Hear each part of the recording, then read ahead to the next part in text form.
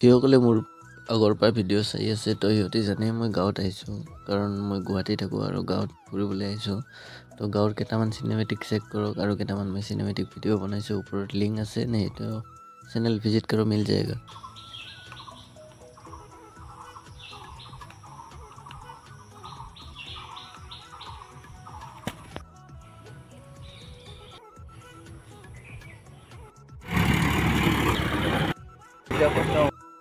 क्या करता है?